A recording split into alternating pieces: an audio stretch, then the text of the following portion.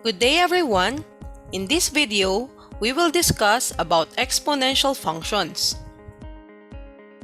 We have defined an exponential function to be a function that can be written as f of x equals b raised to x, where b is greater than 0, b should not be equal to 1, and x is any real number.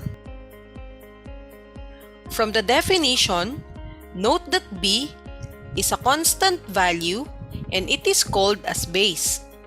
The exponent of an exponential function is an independent variable x that can be any real number. F of x equals 5 raised to x is an example of an exponential function where the base is 5 and the exponent is x. F of x equals 7 raised to x plus 3 is also an example of exponential function with base 7 and exponent of x plus 3 where the independent variable x is present. F of x equals x cubed is not an example of exponential function since the base is not constant, instead a variable x. Also, its exponent does not have the independent variable x, instead a constant 3. Likewise, f of x equals 1 raised to x is not an example of exponential function, even though its exponent is an independent variable x because the base cannot be equal to 1. Remember, from the definition of the exponential function, it was stated that b cannot be equal to 1 because when we raise 1 by any exponent, the value will always be equal to 1.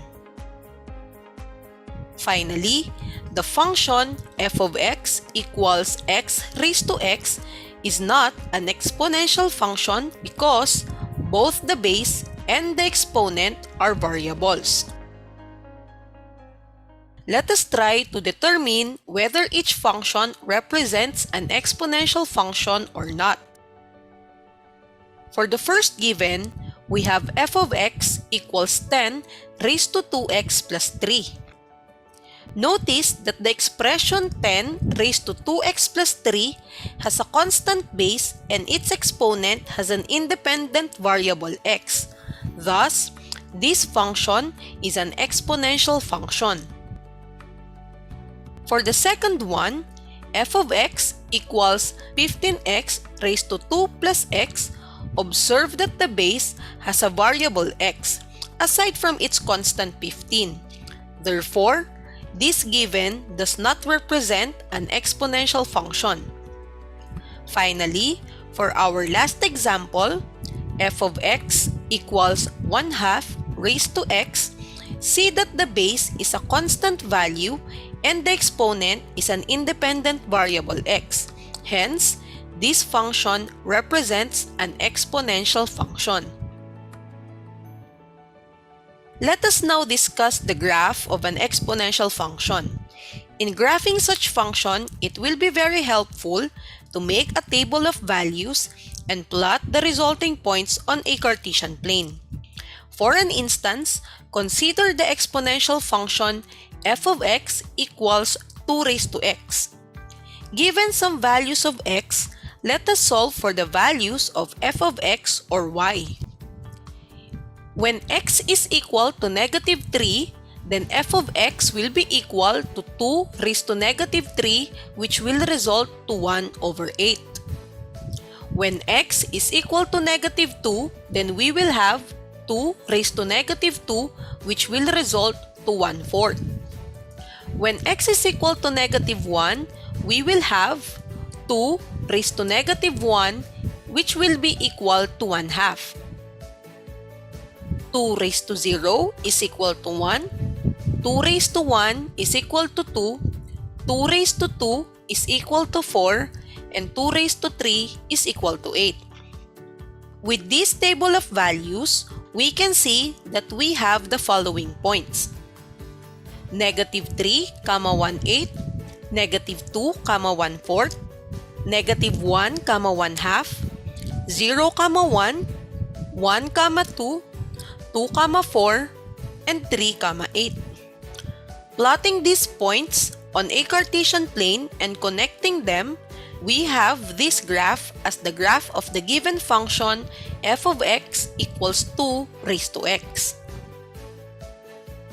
This time, let us graph the exponential function f of x equals 1/2 raised to x. Once again, given some values of x, let us solve for the values of f of x or y. When x is equal to negative 3, then f of x will be equal to 1/2 raised to negative 3, which is equal to 8. When x is equal to negative 2, then we will have 1/2 raised to negative 2, which will result to 4. When x is equal to negative 1, we will have 1/2 raised to negative 1, which will result to 2. 1/2 raised to 0 is equal to 1.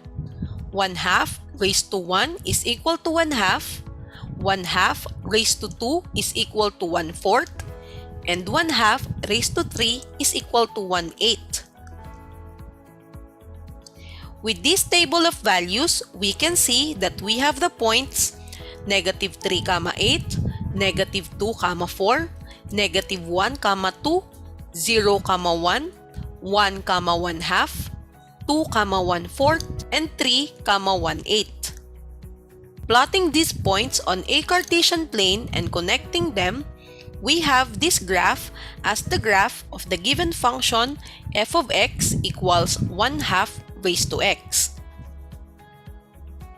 Comparing the graphs of the two given exponential functions, f of x equals 2 raised to x and f of x equals 1/2 raised to x, we can observe the following.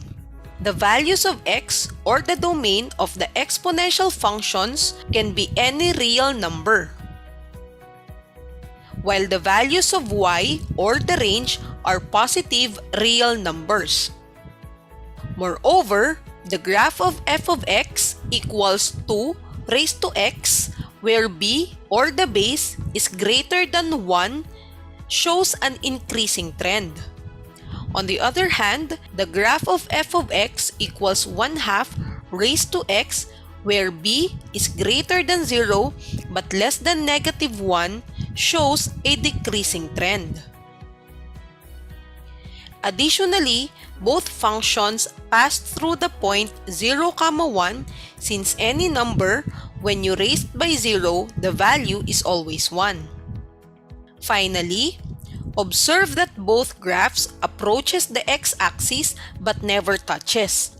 Therefore, we can say that the given exponential functions are asymptotic to x-axis or the line y equals 0. With these observations, we can now conclude the properties of exponential functions and their graphs. Let f of x equals b raised to x, where b is greater than 0 and b is not equal to 1, the domain of the exponential function is the set of any real number. The range of the exponential function is the set of numbers greater than 0. If the base is greater than 1, then the function is increasing, while if the base is greater than 0 but less than 1, then the function is decreasing. The function passes through 0, 1 since f of 0 is equal to b raised to 0, which is equal to 1. And finally, the graph is asymptotic to x-axis. I hope that you have understood the lesson. For the next video, we will discuss about transformations of the graphs of exponential functions. Thank you for listening and see you on our next discussion.